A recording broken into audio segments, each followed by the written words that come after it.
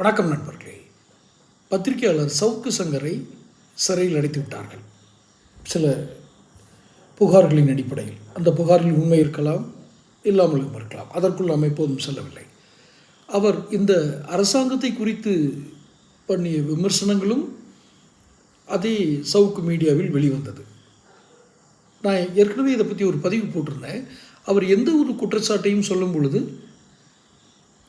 ஆதாரங்கள் இல்லாமல், ஆவணங்கள் இல்லாமல் சொல்வதில்லை. நான் பார்த்த வரையில் அவர் முழுவதும் சுத்தபத்தமான ஆள் அப்படின்லாம் நான் சர்டிஃபிகேட் கொடுக்க வரல. அப்படி இருக்கலாம், இல்லாமல் இருக்கலாம். புகார்களில் உண்மையும் கூட இருக்கலாம். ஆனால் அவர் சிறையில் அடைச்சிட்டிங்க. ஆனால் அவர் பற்ற வைத்த நெருப்பு இன்னும் பரவிக்கொண்டு இருக்கிறது. எப்படி? என்ன நெருப்பு அது? இது வரைக்கும் சேனல் சப்ஸ்கிரைப் பண்ணாதவங்க சப்ஸ்கிரைப் பண்ணிக்கங்க. நோட்டிஃபிகேஷன் பெல் பதிவு பண்ணுங்கள். அப்போ தான் என் பதிவுகள் வந்து சேரும். ராம்சார் நிலங்கள் அப்படின்னு ஒரு சப்ஜெக்ட் எடுத்து பேசினார்.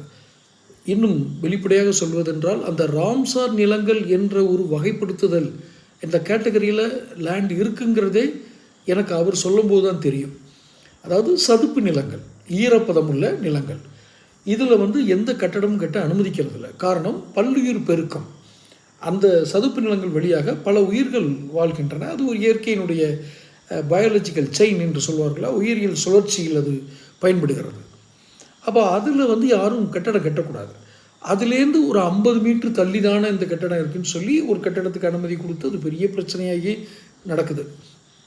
இப்படி ராம்சார் நிலம், கனிம வளத்துறை, மணல் கொள்ளை, செம்மண்ணோ கரிசல் மண்ணோ ஏதோ ஒரு மண் சொல்லுவாங்க.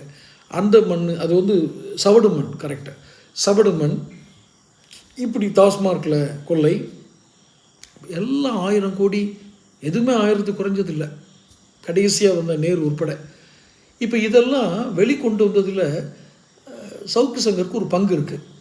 ஆதாரங்களோடு சொன்னார். மிக முக்கியமாக டிஜிபி நியமனம். டிஜிபி அதாவது நிரந்தர டிஜிபி, இப்போ பொறுப்பு டிஜிபி தான் இருக்காங்க. இது மிகப்பெரிய ஒரு கேவலமான விஷயமாக தான் நான் பார்க்குறேன். இந்த டிஜிபி நியமனத்தில் தமிழக அரசு நடந்து கொண்டது. ஒரு டிஜிபி நியமனம் பண்ணுறதுல என்ன கஷ்டம்? யூபிஎஸ்சி ரெக்கமெண்டேஷன் பண்ணுறாங்க. உங்கள்கிட்ட இருக்கிறதுலே ஒரு நல்ல டிஜிபி நீங்கள் நியமனம் பண்ணிட்டு போயிடலாம். அதில் என்ன கஷ்டம்? உங்களுக்கு தோதான ஆள் வேணும்னு அவர் சொன்னார். அப்படி அதனால தான் டிலே ஆகிறாங்கன்னு. என்ன காரணத்தில் டிலேன்னு தெரியல. இப்படி பல விஷயங்களில் நீதிமன்றத்தில் கூட அவங்க திமுக அரசு குட்டு வாங்கக்கூடிய விஷயம் இருக்குது. இதெல்லாம் வெளிக்கொண்டு அந்த நெருப்பை பற்ற வைத்தது எனக்கு தெரிந்து சவுக்கு சங்கர் தான். இப்போ அவரை சிறையில் அடைச்சிட்டிங்க. அவர் பற்ற வச்ச நெருப்பு.